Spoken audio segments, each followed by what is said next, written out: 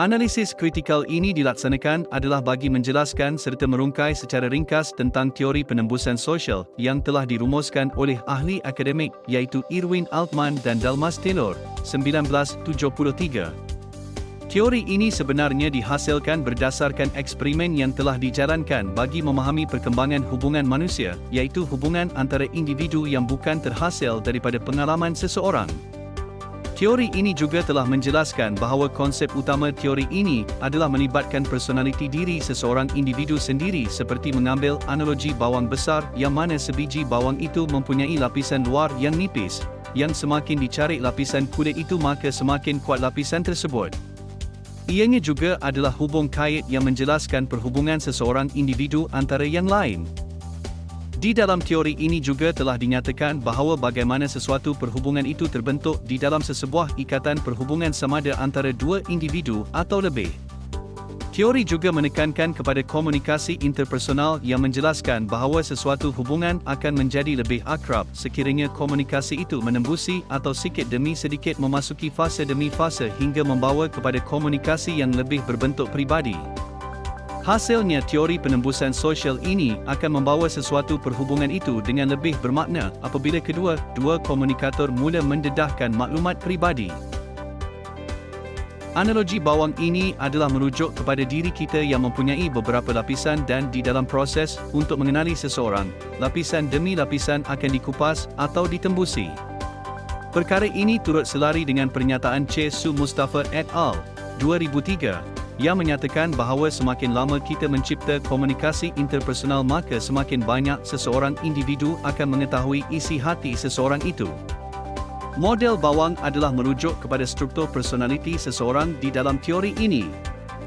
Irwin Altman dan Dalmas Taylor menyatakan personaliti manusia ini mempunyai beberapa lapisan luaran atau outer core, iaitu yang lebih merujuk kepada tinggi, berat serta jantina. Seterusnya, lapisan dalaman adalah lebih merujuk kepada inner layer yang lebih merujuk sikap pribadi yang mana hanya didedahkan kepada orang tertentu sahaja. Seterusnya adalah merujuk kepada inner core, iaitu lapisan dalaman teras yang lebih memfokuskan kepada sifat pribadi seseorang, contohnya emosi dalaman yang tidak dapat dilihat daripada sudut pandangan mata. Oleh yang demikian, teori yang diperkenalkan oleh Altman dan Taylor merupakan satu model personaliti yang unik serta mempunyai pandangan serta mampu untuk mempengaruhi nilai keakraban di dalam sesuatu perhubungan.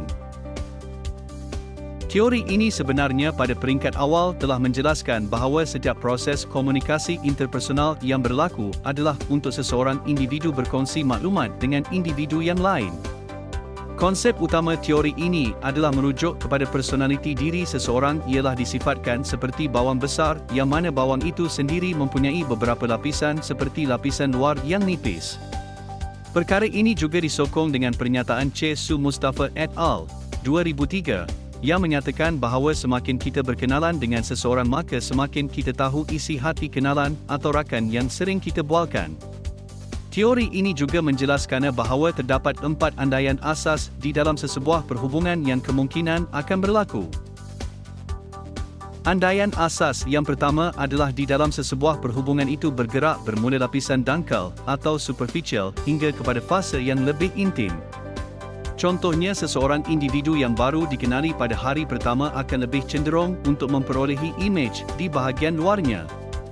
Seterusnya, apabila sesebuah perhubungan yang berlangsung itu terus berkembang, kedua-dua individu akan mula mendedahkan sikap dan topik perbincangan juga akan yang luas juga akan dikongsikan.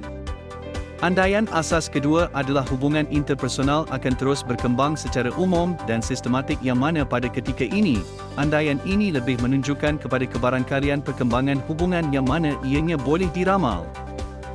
Andaian asas ketiga adalah setiap perhubungan manusia ini kadang-kadang juga ada masa manisnya yang mana ia merujuk kepada perkembangan hubungan juga mampu untuk bergerak ke belakang semula yang mengakibatkan samada penembusan atau pembubaran dalam sebuah perhubungan.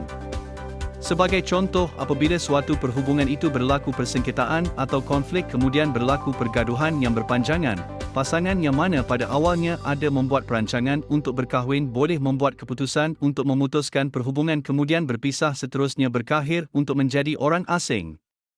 Andaian asas yang terakhir adalah konsep pendedahan diri seseorang merupakan kunci utama di dalam perkembangan perhubungan.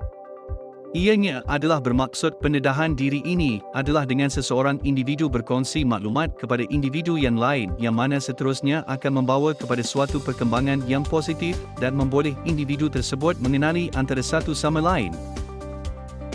Setiap perhubungan yang terjalin ianya bukanlah secara automatik namun ianya berlaku adalah berdasarkan kepada kepakaran atau kemahiran seseorang di dalam permulaan pendedahan sikap diri mereka terlebih dahulu. Terdapat beberapa peringkat utama yang menjadi pemangkin di dalam setiap perkembangan hubungan sosial. Peringkat orientasi iaitu merupakan tahap yang pertama di mana seseorang individu yang berada di dalam kelompok kecil dan individu tersebut mula mengikuti keinginan sosial serta norma yang bersesuaian dengan kehidupan mereka. Seterusnya pada peringkat ini individu memulakan perbualan ringan dan personaliti luar mula didedahkan, contohnya perbincangan melibat hobi, kesukaan, aktiviti harian. Peringkat afektif eksplorasi bermula dengan perkenalan di peringkat orientasi. Seseorang individu akan mula mendedahkan diri dan menceritakan perihal peribadi sedikit demi sedikit. Pada peringkat ini perhubungan persahabatan masih lagi perhubungan biasa namun seterusnya barulah beberapa elemen personaliti akan didedahkan melalui komunikasi interpersonal sama ada secara lisan atau bukan lisan dikongsikan. Peringkat afektif ialah apabila komunikasi interpersonal mula dikembangkan. Individu yang mengeluarkan atau menerima maklumat lebih selesa untuk mula bercakap tentang hal peribadi seterusnya akan berlaku maklum balas samada dalam bentuk kritikan serta hujah yang kemungkinan akan wujud. Pada ketika inilah reaksi positif atau negatif akan berlaku, kemudian perhubungan di antara individu akan lebih menjadi erat kepada kedua-dua pihak dan lebih bermakna. Pada peringkat ini tahap persahabatan akan lebih rapat dan hubungan akan menjadi lebih intim. Pada peringkat stabil, perhubungan telah mencapai kepada tahap yang lebih tinggi di mana akan wujudnya pemikiran pribadi, wujudnya kepercayaan serta nilai yang baik akan dikongsi bersama yang mana setiap individu tersebut mampu untuk meramalkan reaksi serta emosi pihak yang lain. Teori ini menjelaskan keadaan interaksi sosial dalam masyarakat pada masa kini. Ia menyatakan bahawa interaksi sosial yang berlaku pada tahap keakraban atau keintiman serta perbezaan kualiti individu dan proses perkembangan hubungan bermula dengan titik pertemuan komunikasi interpersonal. Ianya juga menyatakan bahawa ramai orang semakin sensitif dan berhati-hati dalam hubungan interpersonal mereka. Ramai orang memulakan interaksi untuk mencapai keakraban yang berpanjangan, manakala yang lain untuk tempoh yang lebih pendek hanya untuk memenuhi kehendak mereka dalam membina hubungan. Contoh lain yang dapat dilihat pada masa kini adalah ramai orang yang dapat memelihara pelbagai hubungan yang mereka bina secara serentak dengan matlamat dan tujuan yang berbeza-beza. Mereka berusaha mencapai puncak hubungan yang akrab dan intim yang mempunyai sejarah perkembangan hubungan yang hampir serupa. Mempunyai hubungan antara satu sama lain yang berbeza matlamat dan tujuan seperti kawan rapat, teman bermain badminton, suami isteri, pasangan kekasih, rakan profesional, jiran dan kawan yang paling dipercayai.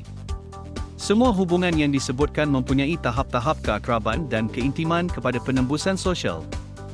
Apa yang dapat dilihat adalah perkembangan setiap hubungan melalui masa yang bersistematik dan corak atau hasil hubungan yang boleh diramalkan.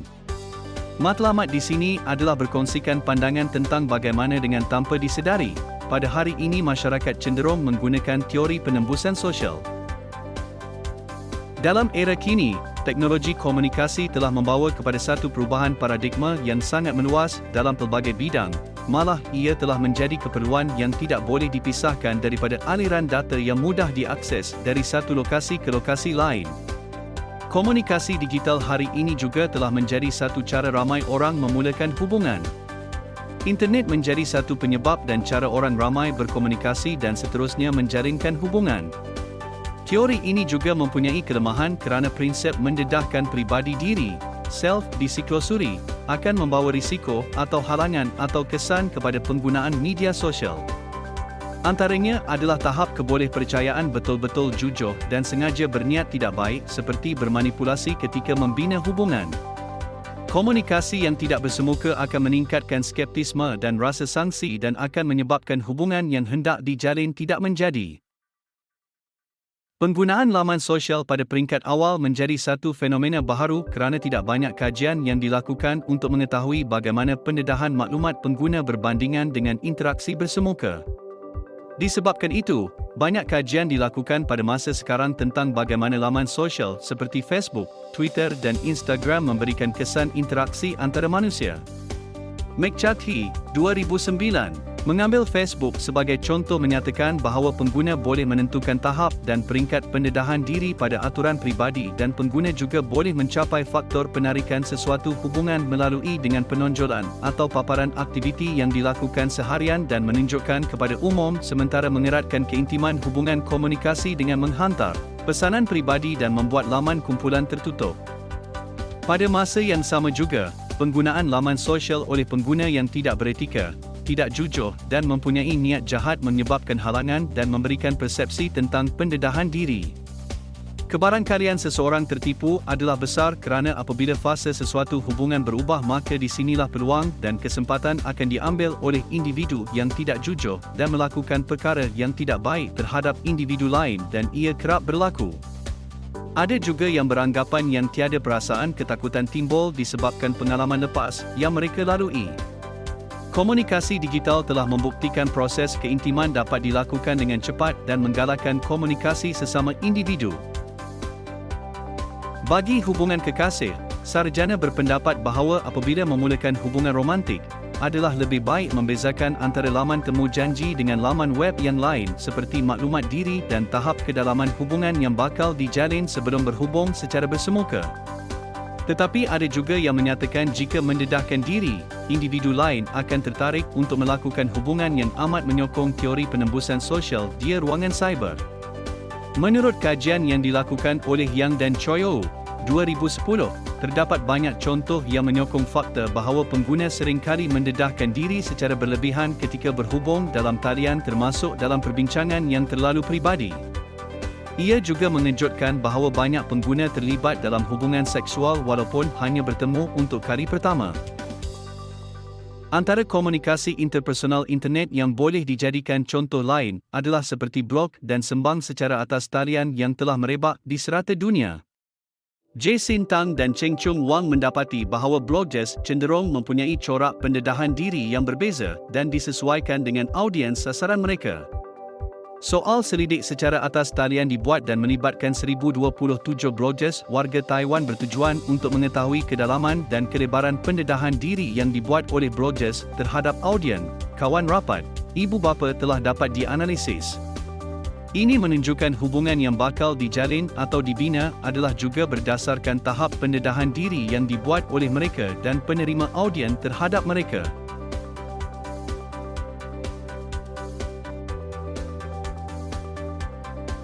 Ianya adalah bermula dengan perkongsian maklumat peribadi kepada individu yang lain. Pendedahan ini kemungkinan termasuk kepada maklumat yang berisiko tinggi atau risiko yang rendah.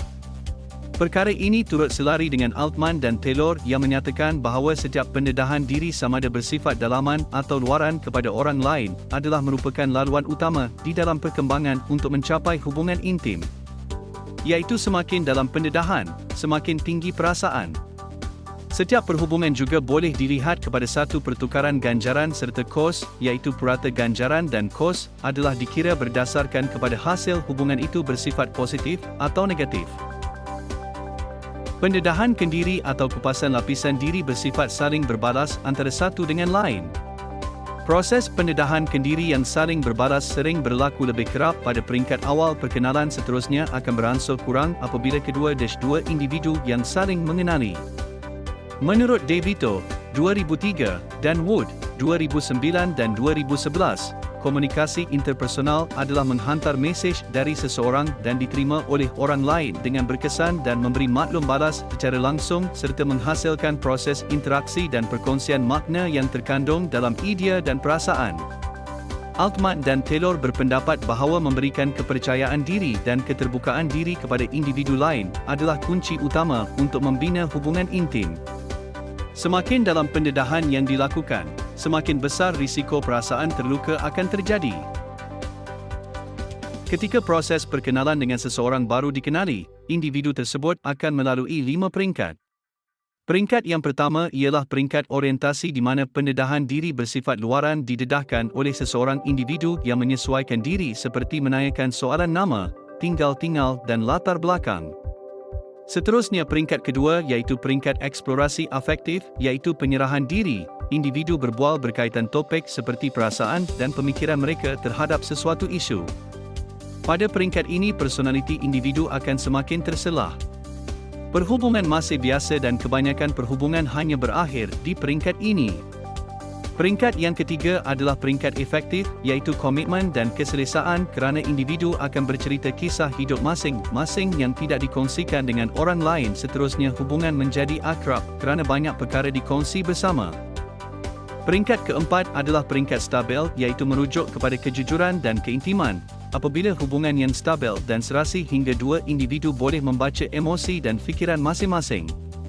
Apabila keakraban persahabatan terjalin, ia membolehkan masing-masing merasakan sesuatu sama ada bersifat positif atau negatif. Seterusnya, peringkat yang terakhir ialah peringkat diimplementasi iaitu individu berada pada situasi di ambang keretakan. Setiap individu akan diberi peluang semada untuk perbaiki hubungan atau memutuskan hubungan. Maklumat yang kedua adalah pendedahan kendiri secara spontan. Terdapat dua jenis, iaitu secara sistematik atau tidak sistematik. Cara sistematik adalah seseorang individu menjangkakan bahawa perkenalan akan berpanjangan. Tidak hanya terhenti setakat perjumpaan sahaja, manakala pecahan kendiri secara spontan yang tidak sistematik adalah pendedahan diri yang tidak melalui kupasan lapisan pertama tetapi terus menjurus ke lapisan yang lebih dalam. Contohnya, pendedahan kendiri secara spontan melalui perbualan Facebook, Instagram dan Twitter membolehkan seseorang individu akan meluahkan apa sahaja yang terpendam tanpa perlu mengenali luaran seseorang itu dalam membina hubungan. Menurut Handriat Maja, 2013, yang menyatakan melalui media sosial ini banyak pengguna lebih terbuka berkongsi pelbagai hal tentang kehidupan peribadi untuk tujuan membina hubungan persahabatan. Maklumat yang ketiga adalah kelebaran penembusan yang merujuk kepada kepelbagaian perkara yang diketahui seseorang individu. Apabila seseorang individu mengenali seseorang, sudah pasti akan berlaku proses pembalikan pendedahan diri yang akan mengubah kepada kelebaran serta kedalaman yang mana akan dipengaruhi oleh bagaimana perhubungan itu berkembang.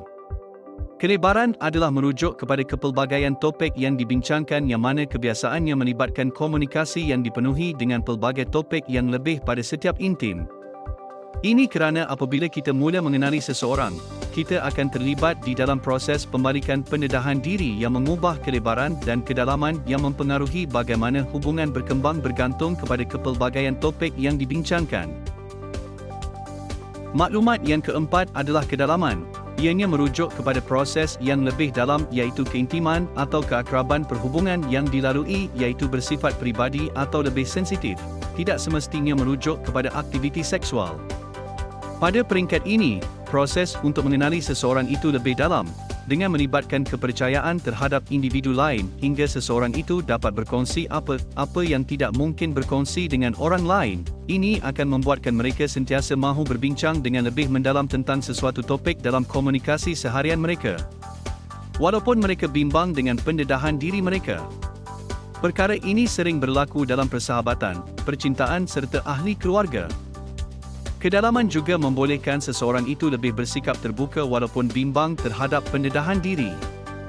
Seseorang individu juga perlu mempunyai kepercayaan terhadap sesuatu perhubungan dan akan wujudnya sikap sentiasa mahu berbincang dengan lebih mendalam tentang sesuatu topik yang dibualkan dalam komunikasi seharian. Kedalaman juga melibatkan hubungan persahabatan, keluarga serta hubungan yang romantik yang menerangkan bahawa hubungan yang luas serta mendalam akan mewujudkan suatu perhubungan yang lebih intim dan kekal bertahan. Untuk mencapai tahap ini, kedua pihak akan cuba mengasah kemahiran sosial dan bagaimana mereka memperolehi diri mereka kepada orang lain. Mereka juga perlu bersedia untuk membuka ruang dan bercakap antara satu sama lain dan seterusnya menceritakan mengenai diri mereka sendiri.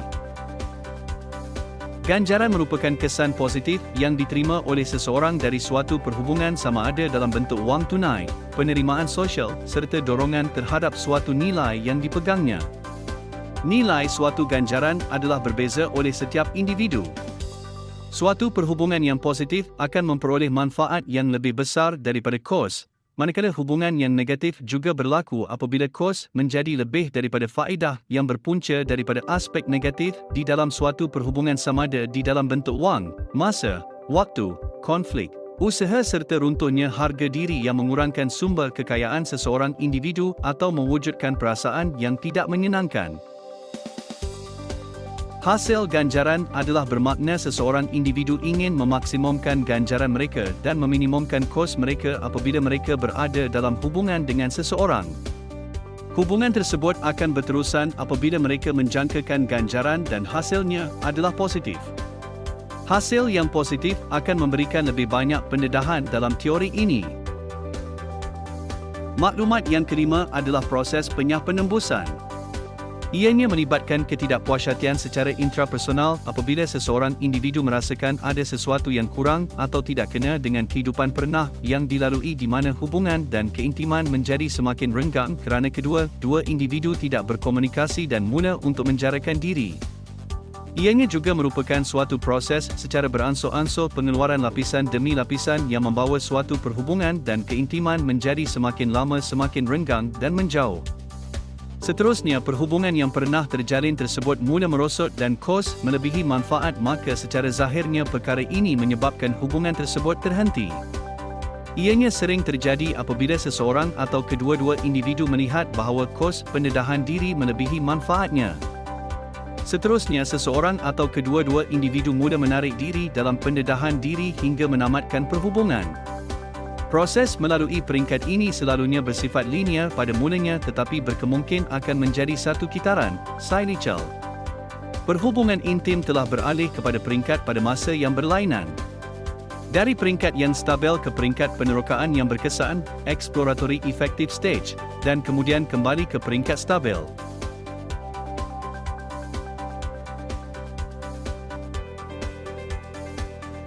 Teori ini mempunyai keupayaan untuk melihat dan menganalisis interaksi antara dua pihak yang saling berinteraksi sama ada dalam bentuk interaksi interpersonal yang dapat diingati atau interaksi yang tidak dapat diingati di antara individu yang terlibat dalam komunikasi.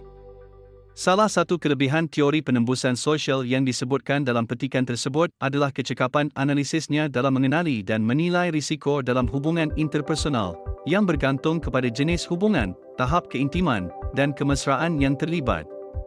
Secara umumnya, teori penembusan sosial merujuk kepada usaha individu untuk mendapatkan akses ke dunia peribadi orang lain melalui komunikasi dan interaksi. Teori ini menekankan kepentingan pembukaan diri, saling memahami dan mencapai keintiman dalam hubungan sosial. Teori ini tidak menilai faktor-faktor seperti aspek budaya dan ciri demografi, seperti jantina, bangsa, umur, dan lain-lain, yang akhirnya dapat mempengaruhi cara seseorang memilih untuk mendedahkan maklumat tentang diri mereka.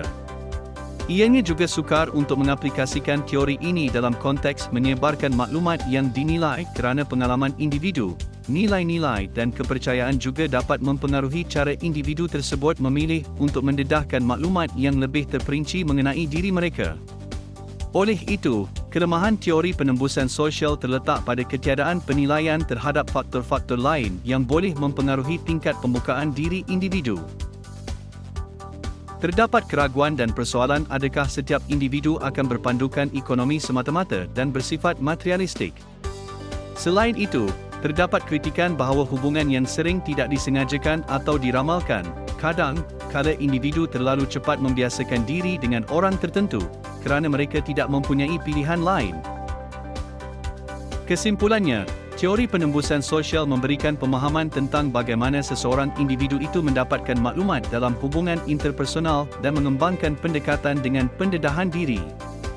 Konsep lapisan kulit bawang yang digunakan untuk menggambarkan tingkatan pendedahan diri dalam hubungan di mana informasi luaran atau permukaan pertama seringkali diungkapkan lebih awal dan pendedahan maklumat yang lebih mendalam bergantung pada reaksi pihak lain. Sewaktu perkembangan hubungan, individu akan berkomunikasi secara berperingkat dari isu yang kurang intim menjadi lebih akrab. Pada proses ini, individu terlibat dalam pendedahan diri di mana mereka mengungkapkan keinginan, perasaan, pemikiran, dan pengalaman pribadi mereka kepada orang lain. Pada akhirnya, terjadi proses penarikan diri dari satu lapisan ke lapisan berikutnya yang terjadi pada tahap penembusan. Hal ini menunjukkan bahawa hubungan dimulai dengan tahap perkenalan kemudian berkembang menjadi hubungan yang memuaskan dan akhirnya mencapai kestabilan dalam hubungan yang terbentuk. Secara keseluruhan, teori penembusan sosial memberikan wawasan tentang dinamiknya hubungan interpersonal dan bagaimana seseorang individu mencipta kedekatan dan keintiman melalui pendedahan diri dalam sesebuah komunikasi.